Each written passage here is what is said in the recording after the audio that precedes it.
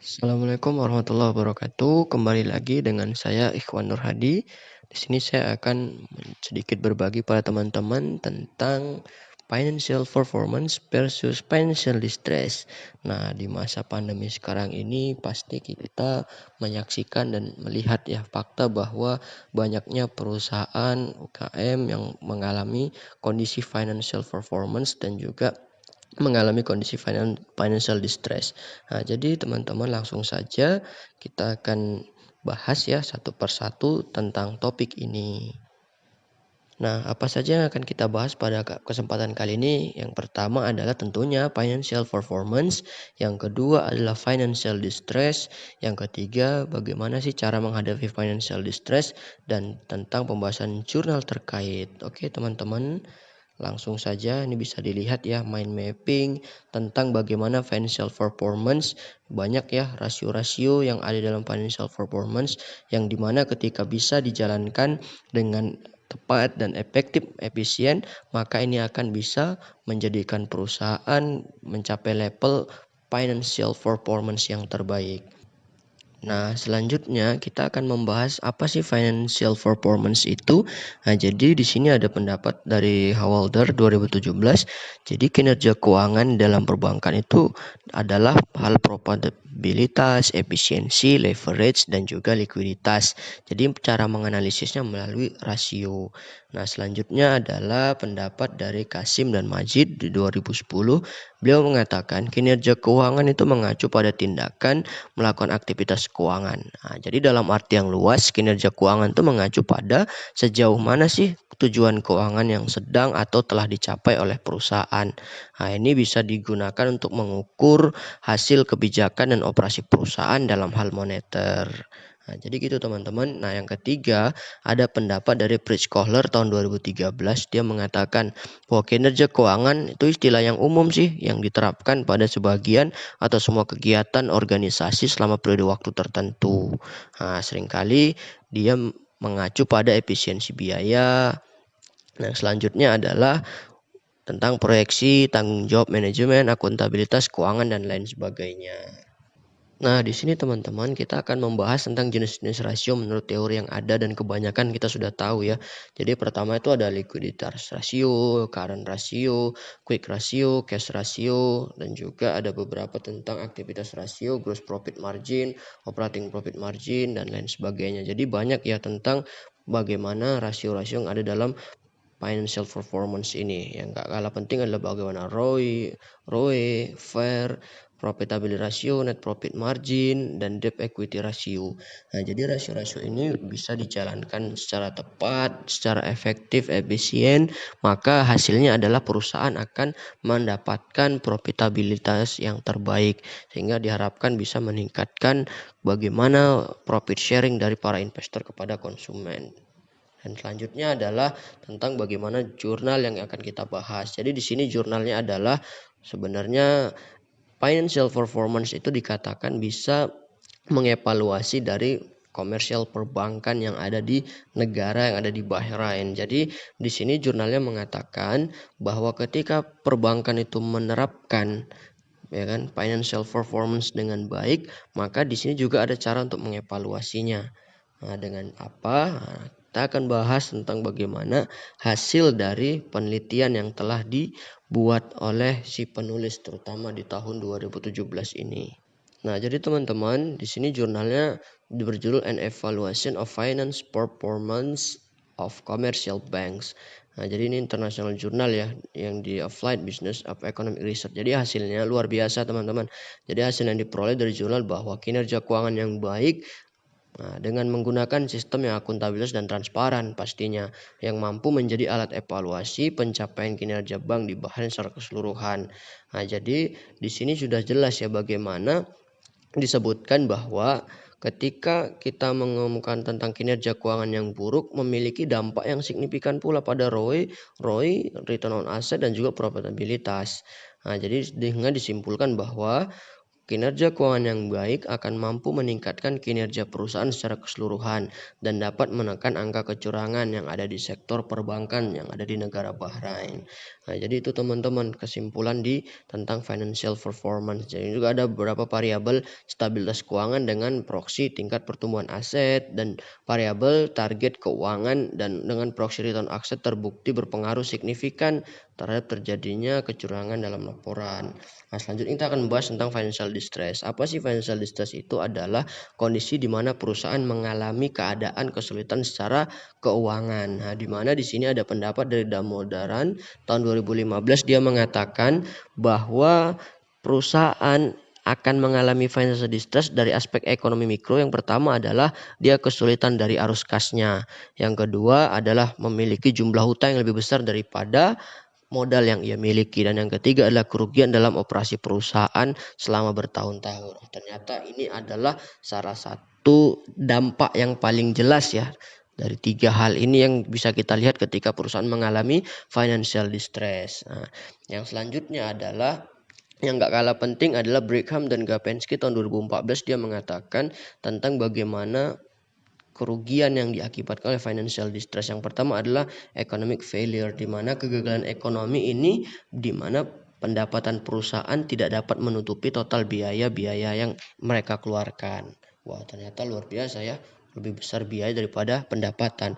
Dan yang kedua adalah business failure, di mana ketika keadaan menjadi kegagalan bisnis. Nah, jadi definisinya adalah bisnis menghentikan operasinya sehingga konsekuensi kerugian itu ditanggung oleh kreditur.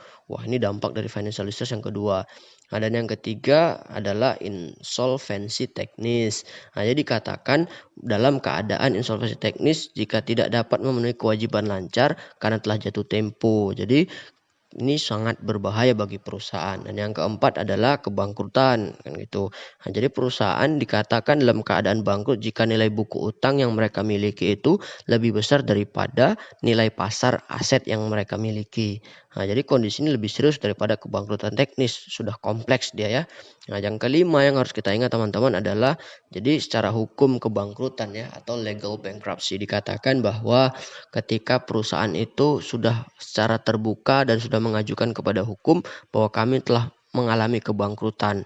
Nah, jadi mereka memang sudah mengatakan demikian, tapi tetap harus memenuhi kewajiban yang harus mereka tunaikan secara undang-undang. Kita akan lanjutkan ya teman-teman terkait dengan bagaimana financial distress ini. Ternyata kalau dibiarkan dalam waktu yang lama ini akan menjadi sebuah rambu-rambu bahaya ya bagi perusahaan, karena dia tidak bisa untuk memenuhi kewajiban jangka pendek, jangka panjang, dan dia juga akan mengalami yang namanya kebangkrutan secara permanen. Nah, teman-teman, di sini juga kita akan membahas tentang bagaimana kondisi-kondisi yang diungkapkan oleh pendapat tentang bagaimana sih sebenarnya hal-hal yang terjadi kan gitu dalam aspek financial distress itu sendiri. Nah, jadi faktor-faktor yang mempengaruhi kebangkrutan itu yang pertama adalah disebutkan di sini age of the economy, the larger the company exists, the less likely bankruptcy. Jadi usia dari perusahaan itu semakin lama perusahaan ada, maka semakin kecil dari kemungkinan mengalami kebangkrutan karena dia sudah kuat. Yang kedua dikatakan ukuran perusahaan semakin besar, perusahaan semakin kecil kemungkinan mengalami kebangkrutan. Nah, yang ketiga dikatakan bahwa pertumbuhan perusahaan itu lebih cenderung bertahan ketika dia mengalami kebangkrutan, tanda-tandanya ya teman-teman. Nah, yang keempat kondisi ekonomi makro. Jadi tingkat kegagalan semakin meningkat selama keadaan resesi. Jadi faktor ekonomi makro ini juga berpengaruh, ternyata mempengaruhi kebangkrutan dari sebuah perusahaan. Nah, dan yang kelima, jadi tingkat kegagalan tinggi di beberapa sektor, terutama di sektor industri. Nah, ternyata kebangkrutan yang paling besar itu berpotensi di sektor industri, teman-teman. Nah, yang keenam yang harus kita amati dan kita harus cermati faktor-faktor yang mempengaruhi kebangkrutan adalah faktor manusia. Nah, jadi ada bukti teman-teman yang menyatakan bahwa tingkat kegagalan bisnis itu berbanding terbalik dengan tingkat pendidikan, tingkat usia, dan juga pengalaman dari pemilik maupun manajernya. Oh, ternyata ada sebuah perbandingan ya ternyata. Nah, yang ketujuh teman-teman adalah ketika perusahaan berada di dalam kegagalan ini di sektor waralaba. Nah, jadi waralaba ini banyak ternyata yang mengalami kebangkrutan akhir-akhir ini. Dan yang kedelapan teman-teman adalah lokasi, di mana tingkat lokasi ini bisa kita katakan bahwa yang berada di daerah pedesaan tingkat kegagalannya lebih rendah dibandingkan yang ada di perkotaan. Wah, ternyata beliau terutama story di tahun 2012 mengatakan demikian. Nah, jadi apa sih perusahaan yang pernah mengalami financial distress? Ada perusahaan Sampurna Tbk, perusahaan Avon Company, Maskapai Batavia Air, dan juga General Motor.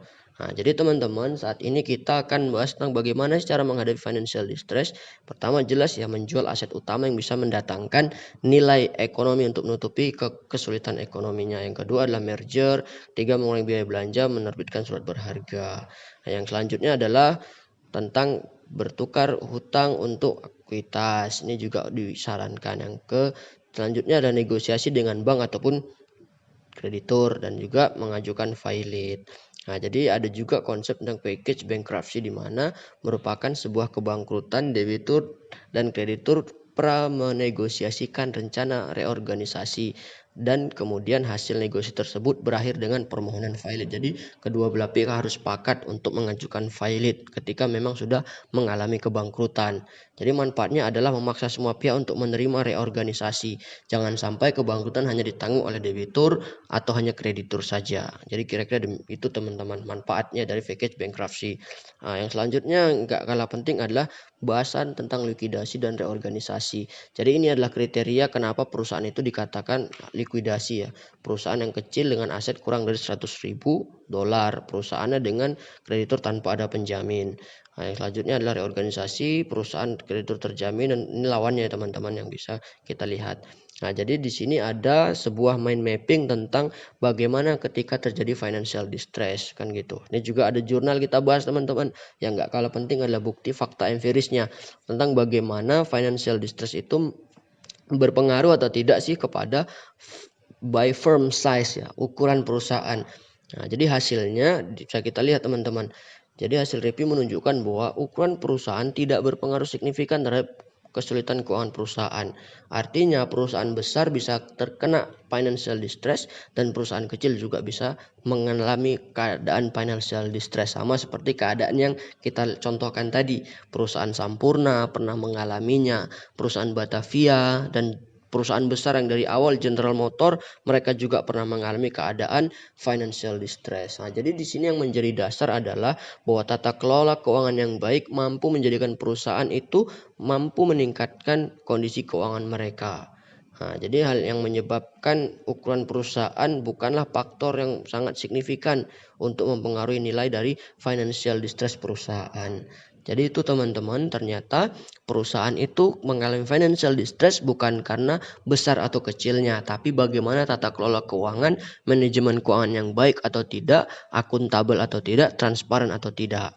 Nah, jadi itu saja yang bisa saya ceritakan dan saya sampaikan kepada teman-teman mengenai bahasan tentang bagaimana financial performance versus financial distress. Intinya, financial performance jika semua rasio digunakan secara tepat, maka profitabilitas perusahaan akan maksimal. Tapi kebalikannya, jika rasio, teori, dan praktek yang sudah diajarkan dalam financial performance tidak dijalankan, maka hasilnya yang terjadi adalah financial distress. Dan dalam jangka panjang ini bisa berakibat kepada kebangkrutan secara total dalam perusahaan tersebut. Demikian teman-teman yang bisa saya sampaikan, lebih kurang mohon maaf. Assalamualaikum warahmatullahi wabarakatuh.